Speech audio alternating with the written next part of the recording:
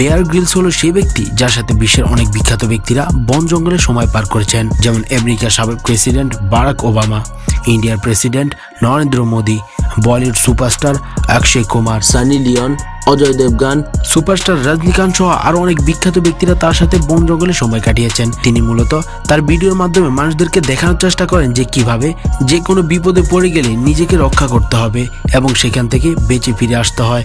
আর সেই অনুযায়ী নিজের জীবন বাঁচানোর জন্য তিনি যা ইচ্ছা তাই করেন, হোক না সেটা নিজের মূত্র খাওয়া কিংবা সাপ বিচ্ছু খাওয়া, কোনোটাই বাদ পড়ে না তার ভিডিও থেকে, কেননা জীবন তো বাঁচাতে হবে। বলে রাখি, ম্যান ভার্সেস ওয়াইল্ড এই শোটি সম্পূর্ণভাবে স্ক্রিপ্টের উপর নির্ভর। স্ক্রিপ্ট মানে হচ্ছে সবকিছু আগে থেকে খুব ভাবনা চিন্তা করে লিখে রাখা এবং সেটা অনুযায়ী ভিডিওর কোন সময় কি করতে হবে সেটা নির্ধারণ করা। অনেকেই এই শোটি দেখতে দেখতে মনে করেন যে বেয়ার গ্রিলস এই ভিডিওতে একা থাকে, কিন্তু আপনি কি জানেন ভিডিওতে বেয়ার গ্রিলসের সাথে আরো কারা কারা থাকে?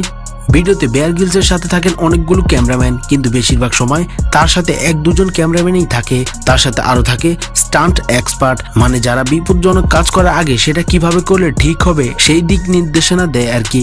এবং তার সাথে আরো থাকে ডাক্তার, যারা কিনা সে যে খাবারটা খাবে সেটা বিপদমুক্ত কিনা সেটা নিশ্চিত করে।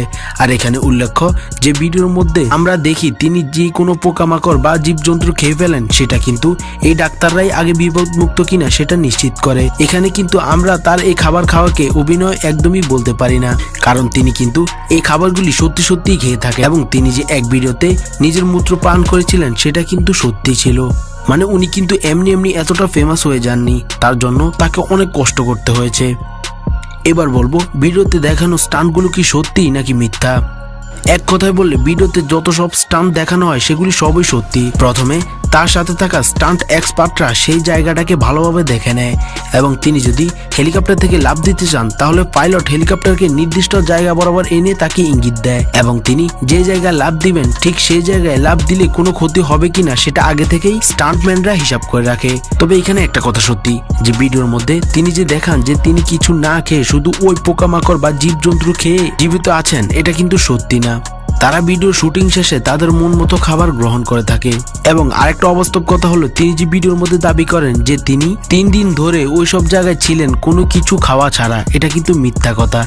আসলে তারা ওই জায়গাগুলোতে 3 দিন থাকে ঠিকই, কিন্তু তারা প্রতিদিন মাত্র কয়েক ঘন্টার জন্যই শুটিং করে, তারপর তারা সারাদিন ওই জায়গায় নিজের মন মতো করে সময় কাটান। আশা করি আপনাদের মনে থাকা সকল প্রশ্নের উত্তর পেয়ে গেছেন। তো বন্ধুরা, এবার আপনাদের সারপ্রাইজের পালা। মরে গেলে 2000 টাকা পাবেন।